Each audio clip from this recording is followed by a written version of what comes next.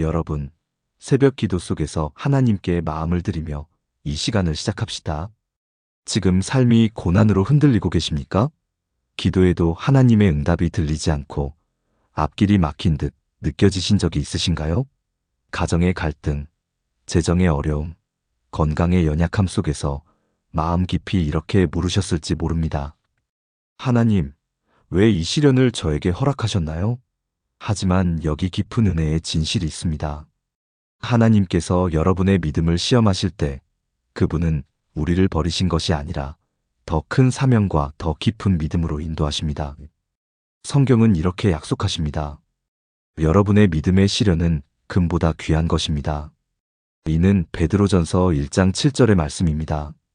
이 시련은 우연이 아닙니다. 하나님께서 우리 믿음을 단련하시기 위해 보내신 징표입니다. 이 징표는 때로 눈에 보이지 않습니다. 이를 놓치면 하나님의 섭리를 오해하거나 믿음의 길에서 넘어질 수 있습니다. 여러분이 겪고 계신 고난, 흔들리는 마음, 보이지 않는 미래, 이 모든 것이 하나님의 시험일 수 있습니다. 그래서 오늘 우리 교회 공동체가 새벽 기도 속에서 함께 성찰하며 하나님께서 믿음을 시험하시는 5가지 깊은 징표를 알아보려 합니다. 여러분은 혼자가 아니십니다. 성경 속 믿음의 선진들도, 그리고 이 순간 신앙의 동역자들도 같은 길을 걷고 있습니다. 하나님의 말씀을 묵상하며 이 여정을 시작합시다. 이 시험은 단순한 고난이 아닙니다. 이는 영적 전쟁의 한가운데에 있습니다. 성경은 이렇게 경고하십니다.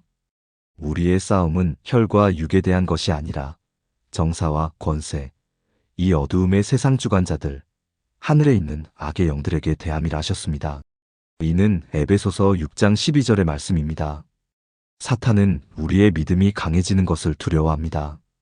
여러분이 하나님의 부르심을 따라 가정과 교회에서 위대한 사명을 이루는 것을 막기 위해 그는 시험의 순간을 이용해 의심과 두려움, 좌절을 심습니다.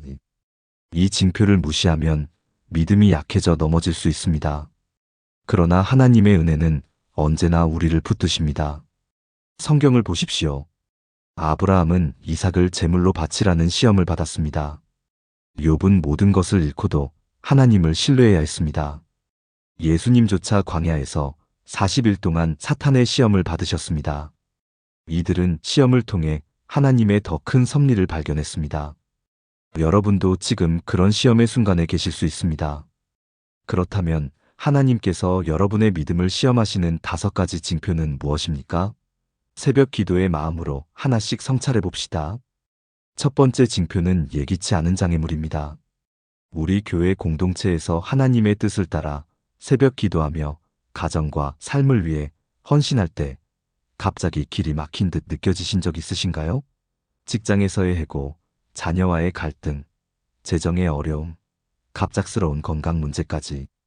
이는 우연이 아니라 하나님께서 여러분의 믿음을 시험하시는 깊은 징표입니다. 왜일까요? 여러분이 세상의 힘, 자신의 능력 대신 하나님만을 의지하는지 확인하시기 위함입니다. 성경에서 이스라엘 백성은 가나안 땅으로 가는 길에 홍해를 만났습니다. 그들은 절망하며 모세에게 외쳤습니다. 우리를 죽이려 광야로 데려왔느냐?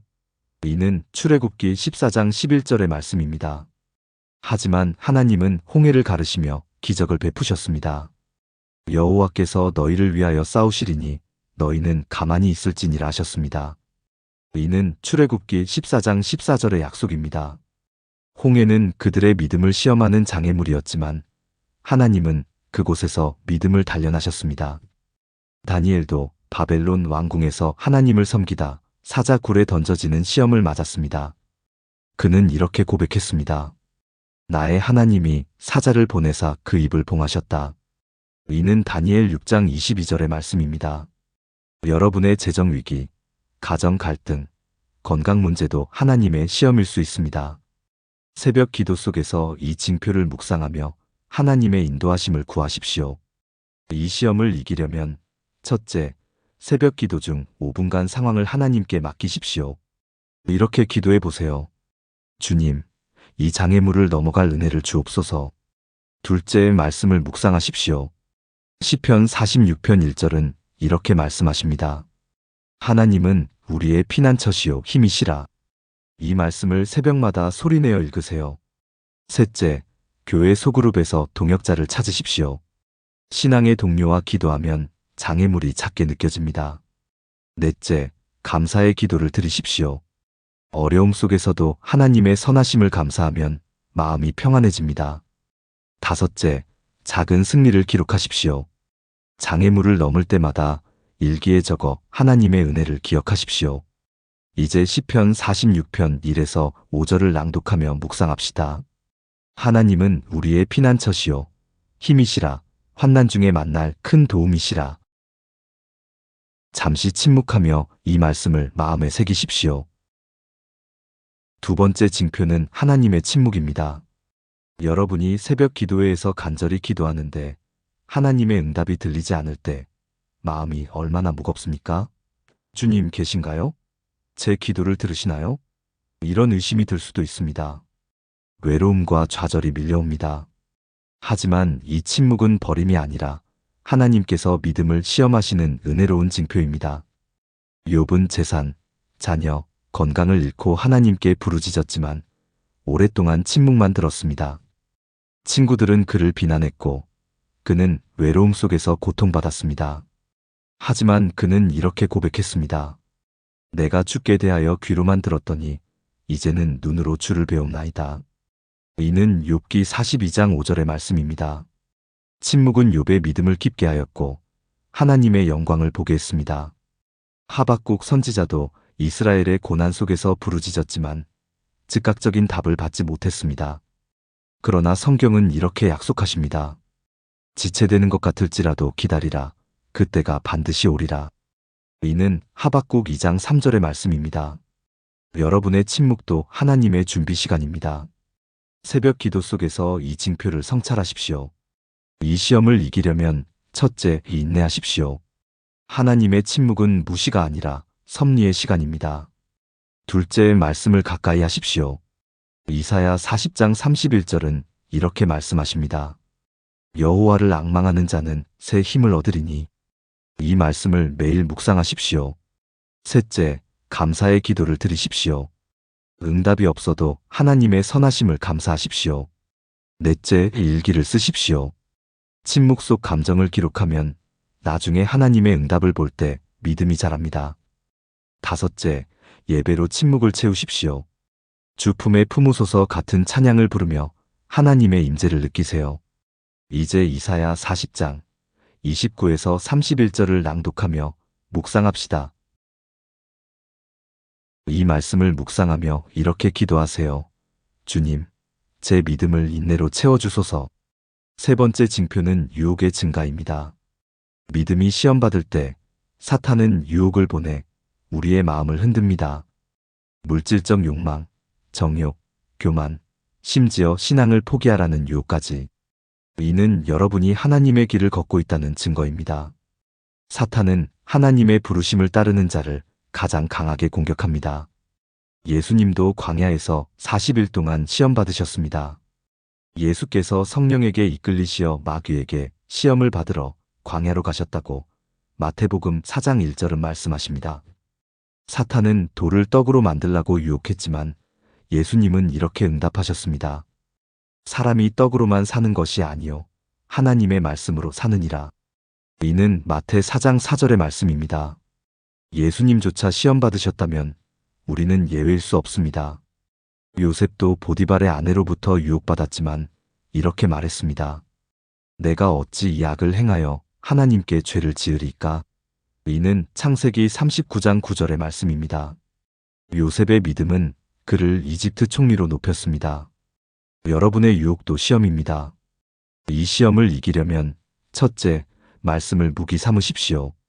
고린도전서 10장 13절은 이렇게 말씀하십니다. 여러분이 감당 못할 시험은 없으며 하나님은 피할 길을 주신다. 이 말씀을 암송하십시오. 둘째, 교회 공동체에서 기도 동역자를 찾으십시오. 셋째, 유혹의 환경을 피하십시오. 유혹적인 콘텐츠 대신 예배 음악으로 마음을 채우세요. 넷째, 금식 기도를 드리십시오. 하루 물 한 잔으로 하나님께 집중하세요. 5째, 유혹의 순간을 기록하십시오. 새벽 기도 중 유혹 패턴을 적어 대비하세요. 이제 고린도전서 10장 12절 13절을 낭독하며 묵상합시다. 스스로 서 있다고 생각하는 자는 넘어질까 조심하라. 이 말씀으로 유혹을 이기는 기도를 드리세요. 네 번째 징표는 내면의 두려움과 의심입니다. 하나님의 약속을 믿고 싶지만 실패하면 어쩌지? 하나님이 인도하실까? 이런 생각이 듭니다. 이는 믿음이 시험받는 강한 신호입니다. 사탄은 의심의 씨앗을 심어 하나님과의 관계를 흔듭니다. 베드로는 물 위를 걷다가 바람을 보고 두려워하며 가라앉았습니다. 예수님은 말씀하셨습니다. 믿음이 적은 자여 왜 의심하였느냐? 이는 마태복음 14장 31절의 말씀입니다. 베드로의 의심은 시험이었지만 예수님은 그를 붙잡으셨습니다. 엘리야는 갈멜산에서 바알 선지자들을 물리쳤지만 이세벨의 위협에 두려워하며 도망쳤습니다. 그는 절망하며 외쳤습니다. 이제는 조카오니 내 생명을 취하소서. 이는 열왕기상 19장 4절의 말씀입니다. 하지만 하나님은 조용한 음성으로 믿음을 회복시키셨습니다. 여러분의 두려움도 하나님의 손에 있습니다. 이 시험을 이기려면 첫째, 두려움을 하나님께 고백하십시오. 시편 55편 22절은 말씀하십니다. 너의 짐을 여호와께 맡기라. 그가 너를 붙드시리라. 둘째, 믿음의 선언을 하십시오. 새벽마다 나는 하나님을 신뢰한다고 선포하세요. 셋째, 찬양으로 두려움을 이기십시오. 내주는 강한 성의호를 부르세요. 넷째, 믿음의 간증을 들으십시오. 교회에서 동역자의 이야기를 들어보세요. 다섯째, 말씀을 소리내어 읽으십시오. 두려움이 올 때 시편 23편을 낭독하세요. 이제 시편 55편 16절에서 22절을 낭독하며 묵상합시다. 내가 하나님께 부르짖으리니.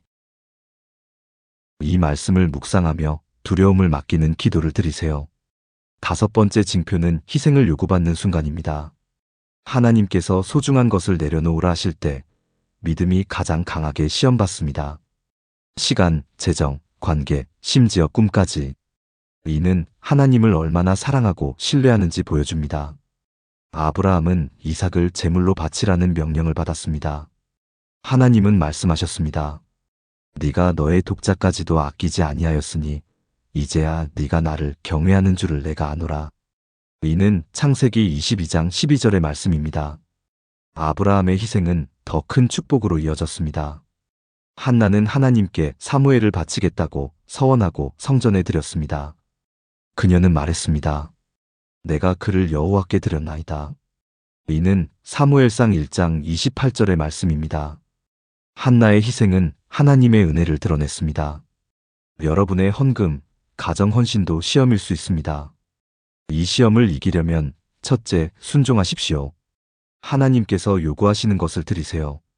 둘째, 약속을 붙잡으십시오. 로마서 8장 28절은 말씀하십니다. 하나님을 사랑하는 자들에게 모든 것이 합력하여 선을 이루느니라.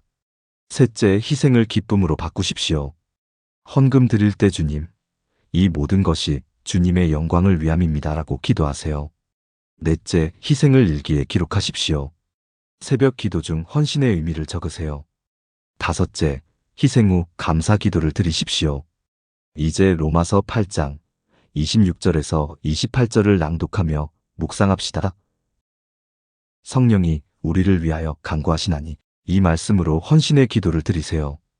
여러분, 이 5가지 징표, 예기치 않은 장애물, 하나님의 침묵, 유혹의 증가, 내면의 두려움, 희생의 순간을 경험하고 계시다면 이는 하나님의 시험 속에 있다는 증거입니다.